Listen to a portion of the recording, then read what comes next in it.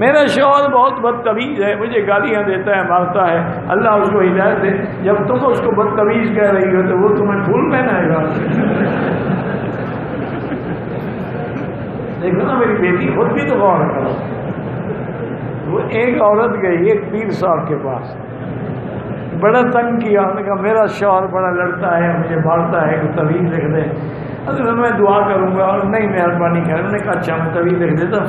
حضرت نے تویز لکھ دیا، تویز بنا کے اس کو اچھی طرح لپیٹ کے فرمایا دیکھو بیٹا یہ جو ہے نا اپنے پاس رکھو، جب تمہارا خاوند اندر آئے نا اس کو منہ کے اندر رکھ کے منہ بند کر دے۔ خاوند آیا، اس نے آتے ہی اپنا جیسے بکواس کرتا تھا کی، اس نے تو منہ میں تویز رکھا ہوا ہے، منہ تو کھولا نہیں۔ 2 منٹ کے بعد خاوند چپ ہو گیا۔ آگے کوئی جواب دے تو خاوند بھی آگے بکواس کرے۔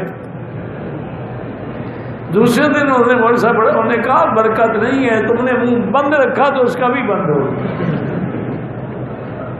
تم اپنا منہ بند رکھو میری بیٹی تو اس کا منہ بھی بند ہو جائے گا۔